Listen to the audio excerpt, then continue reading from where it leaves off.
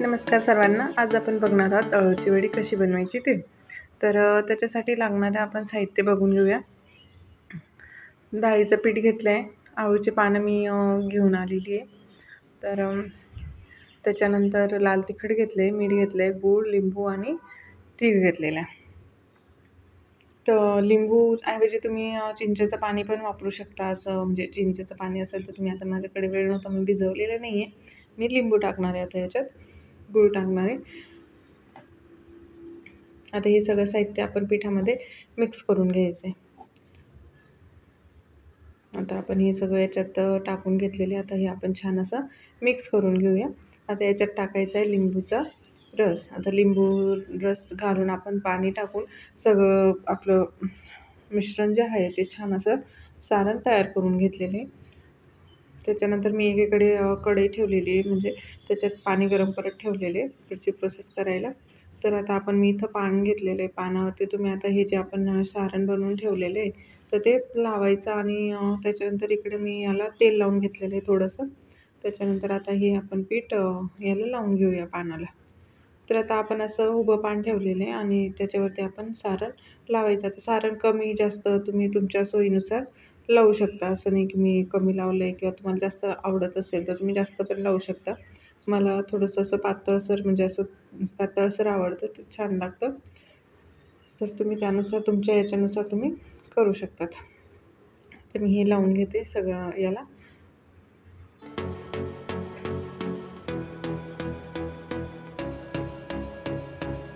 अळूची वडी ही बनवायला सोपी आहे आणि खायला तर कोणाला आवडत नाही असं नाही, सगळ्यांना आवडते घरात. माझ्या मुलीला तर खूप आवडते, कारण की ती अगदी कुरकुरीत होते आणि खायला पण टेस्ट पण अगदी सुंदर येते त्याची.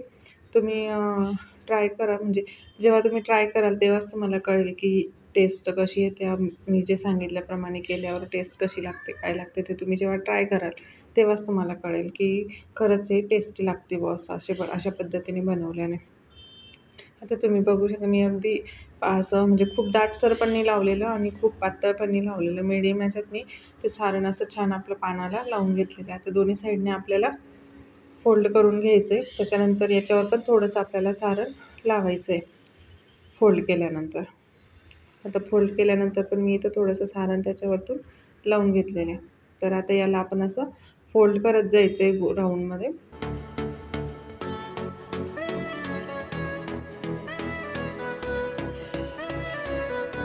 बघा, हे छान असं फोल्ड करून राऊंडमध्ये मी तिथं ठेवून दिलेलं आहे.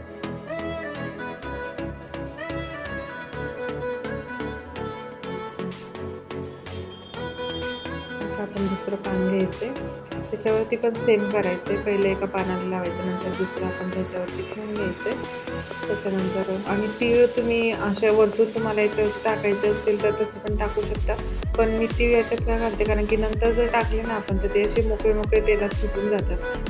मग याच्यात जर मिक्स करून लावलं ना, आपलं तीळ पण सुटत नाही आणि खाताना पण ते तीळ आता खाली येताना ते खूप सुंदर टेस्ट लागते त्याची. त्याच्यामुळे मी तीळ वरतून टाकते. मी त्याच्यातच मला जेवढे तीळ ॲड करायचे तेवढे मी ॲड करून घेते. तुम्ही तुमच्या ह्याच्यानुसार ॲड करू शकता, तुम्हाला कसं आवडतं त्यानुसार. आता याप्रमाणे आपण काय करायचं ना, सगळे म्हणजे असं राऊंड करून आपण गोलमध्ये ते आपण सगळे बनवून घेऊया. आता मी हे सगळे बनवून घेते आणि मग आपण त्याच्यानंतर स्टीम करायला ठेवून द्यायचं.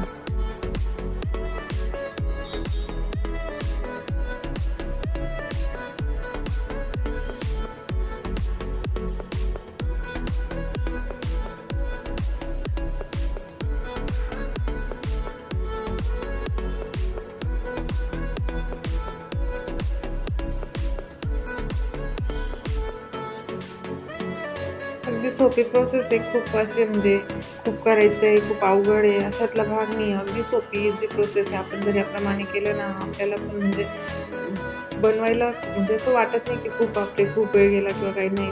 अगदी थोड्या वेळातच आपलं हे बनवून रेडी होऊन जातं.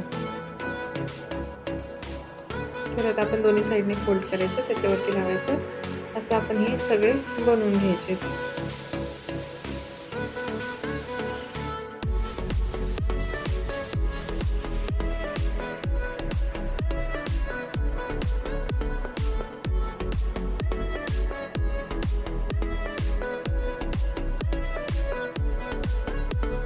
आता मी ते सगळे बनवून घेतलेले. इकडे आपलं पाणी पण गरम झालेलं आहे. तर त्याच्यामध्ये आता आपण हे स्टीम करायला ठेवून द्यायचं. आता मी ठेवून घेते आणि मग तुम्हाला दाखवते. तर आता हे मी ठेवून घेतलेले.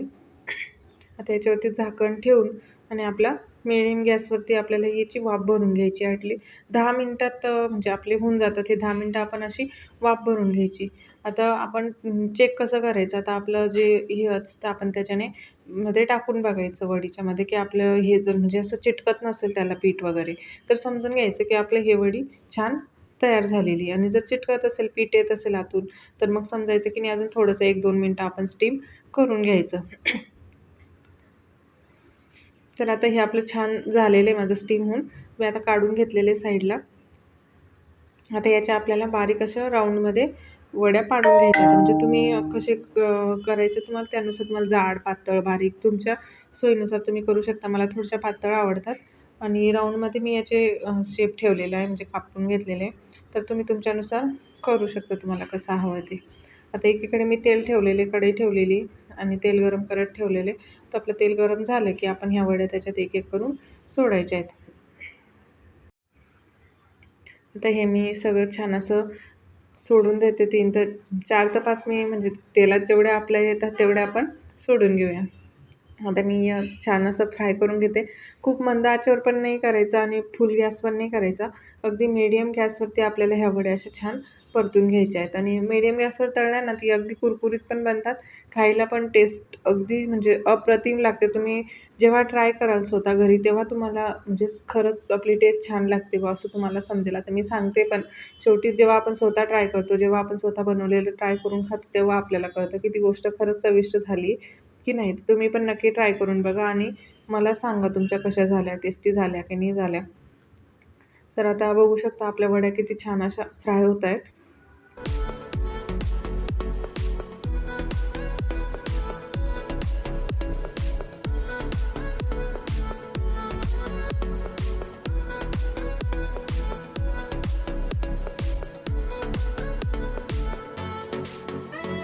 आता हे छान असा आपला ब्राऊन कलर आलेला आहे वडींना आणि आपण तो आता काढून घेतोय. आता बघू शकता तुम्ही कलर किती सुंदर आला आहे. आणि ह्या तुम्हाला वाटत असतील की भाजलेल्या लागतील, करपलेल्या लागतील, तर नाही लागत. अगदी सुंदर कुरकुरीत येतात ह्या वड्या आपल्या अशा तळून घेतल्यावर.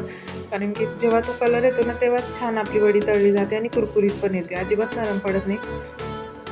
आणि अजून एक गोष्ट सांगायची, म्हणजे तुम्हाला जर तेलकट नको असेल, म्हणजे तेलकट नाही येतो तळल्यावर पण ह्या वड्या बघू शकता तुम्ही. पण जर तुम्हाला तेलकट आवडत नाही बा, आम्हाला तळायचं नाही आहे, तर तुम्ही ह्या शालो फ्राय पण करू शकता. पॅनमध्ये थोडंसं तेल टाकून आपण शालो फ्राय ते करू शकता. तर बघू शकता मी सगळ्या वड्या तळून घेतलेल्या आहेत. दिसायला पण अगदी सुंदर दिसत आहेत.